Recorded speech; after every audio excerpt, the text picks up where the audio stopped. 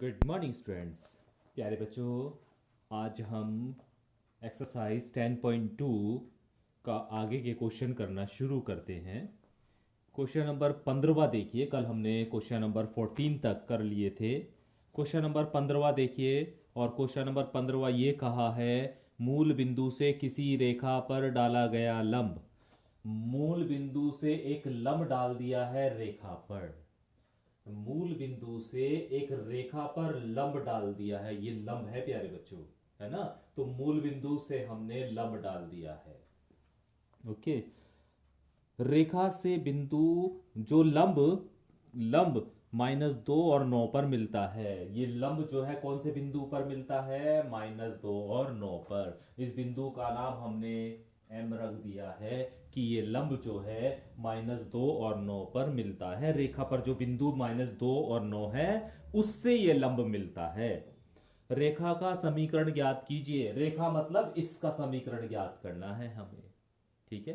तो प्यारे बच्चों, यहां पर आप देख रहे होंगे दो रेखाएं हैं, है ना। एक रेखा ये है और एक रेखा ये है, और एक दूसरे पर लंब है। एक दूसरे पर लंब है।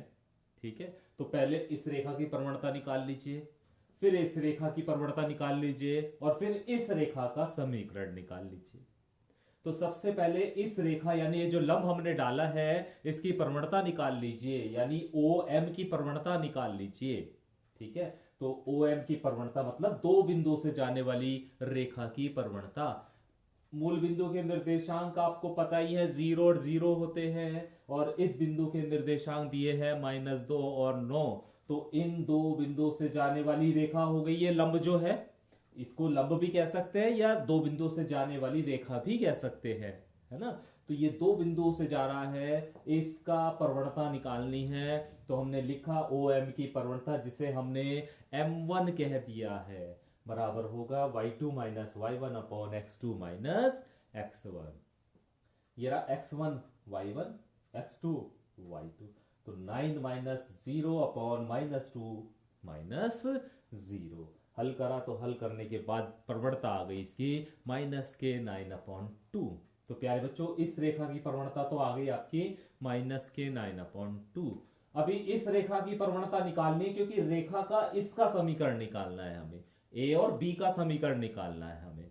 तो इस रेखा का समीकरण निकालने के लिए इसकी प्रवणता भी पता होनी चाहिए। ये रेखा -2 और 9 से होकर जा रही है। बिंदु तो हमें पता है कि रेखा -2 और 9 से होकर जा रही है, लेकिन हमें इसकी प्रवणता भी पता होनी चाहिए। तो इसकी प्रवणता निकालेंगे। तो माना रेखा ए और बी की प्रवणता m2 मान ली। और हम जानते हैं एक रिलेशन होता है कि जब दो रेखाएं परस्पर लंब होती हैं, जब दो रेखाएं परस्पर लंब होती हैं, तो उनकी प्रवणताओं के जो गुणनफल है वो -1 के बराबर होता है। जब दो रेखाएं परस्पर लंब होती हैं, तो उनकी प्रवणताओं का गुणनफल -1 के बराबर होता है। m1 आप निकाल चुके हो -9/2। m2 आपको निकालना है बराबर -1। तो m2 की वैल्यू आ गई 2/9, अर्थात a और b रेखा की प्रवणता आ गई 2/9। अभी रेखा AB का समीकरण निकालना है। तो समीकरण निकालने के लिए फार्मूला आपको पता है, y minus y1 equal to m2 into x minus x1। प्यारे बच्चों, ये m2 कहा है मैंने, है ना। फॉर्मूले में तो m है। अब यहाँ पे मैंने m मतलब इस रेखा की प्रवणता के बारे में बता दिया, तो इसकी रेखा की प्रवणता तो m2 ही है ना। तो यहाँ पर मैंने m2 लिख दिया है। अब इनकी वैल्यू रख लीजिए। देखो, m2 की वैल्यू भी आपको पता है, x1 और y1 भी आपको पता है, x1 और y1 भी आपको पता है। इनकी वैल्यू यहाँ पर रख दीजिए। x1 की जगह -2 और y1 की जगह 9 रख दीजिए। रखने के बाद ये कंडीशन आ जाएगी। इसे हल कर लीजिए। हल करने के बाद जैसे 9 की यहाँ गुणा कर देंगे, 2 की अंदर गुणा कर देंगे, तो 9y माइनस 81 बराबर 2x प्लस 4 आ जाएगा, है ना। अब क्या करेंगे, इन दोनों पदों को उठा के दूसरी तरफ ले जाओ। इन दोनों पदों को उठा के दूसरी, तो 9y दूसरी तरफ जाके माइनस का 9y हो जाएगा, और 81 दूसरी तरफ जाके प्लस का 81 हो जाएगा, और बराबर 0 बच जाएगा। ठीक है। तो इसे लिख सकते हैं 2x माइनस 9y, और ये 81 और 4 85, और बराबर 0। तो ये इस रेखा का समीकरण आ जाएगा। तो यही हमसे इस क्वेश्चन में पूछा था। क्वेश्चन नंबर 18वां देखिए प्यारे बच्चों, है ना। क्वेश्चन नंबर 18वां ये कहा है, अक्षों के बीच रेखाखंड का मध्य बिंदु P A और B है जिसके निर्देशांक। तो हमें ये दिखाना है कि रेखा का समीकरण x अपॉन a जमा y अपॉन b बराबर 2 है। प्यारे बच्चों ये अक्ष हैं और इनके बीच ये रेखा है ना, जो जिसका मध्य बिंदु P है और जिसके निर्देशांक a और b दिए गए हैं। इस रेखा की बात कर रहे हैं, रेखा AB की।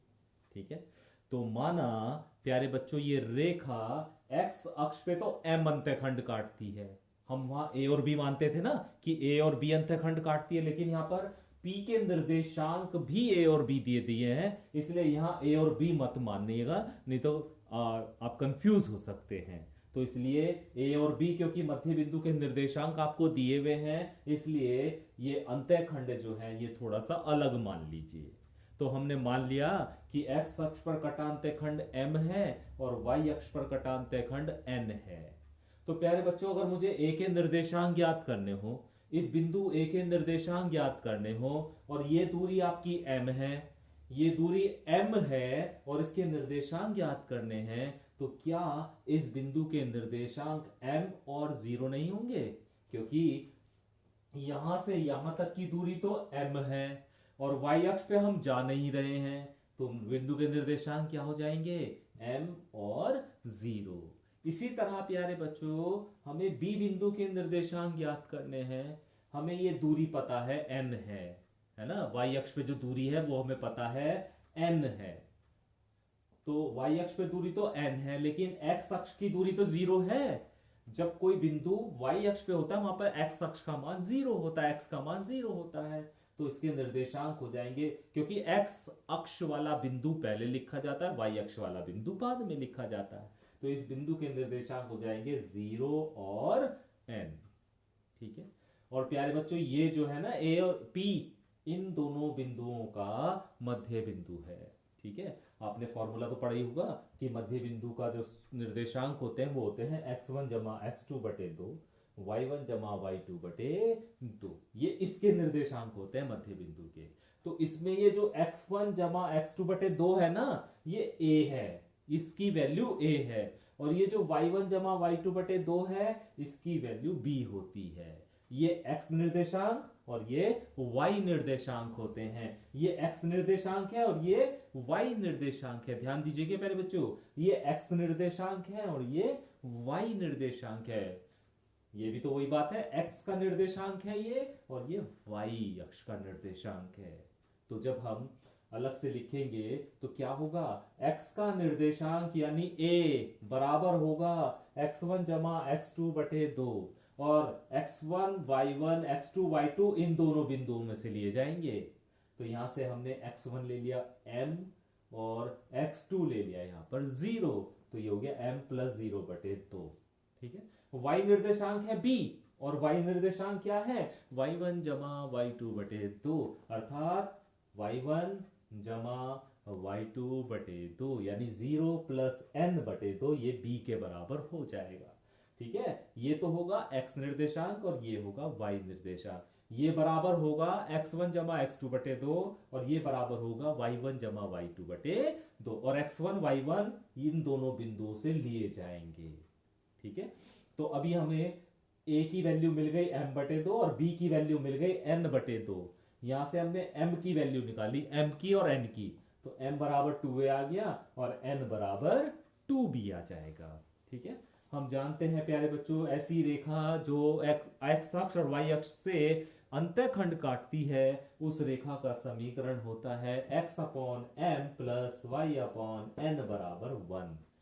m और n, वहां पे a और b लिया था हमने, लेकिन यहां पर m और n लिया है क्योंकि x अक्ष पे कटा अंतःखंड m है और y अक्ष पे कटा अंतःखंड n है, तो रेखा का समीकरण ये हो जाएगा।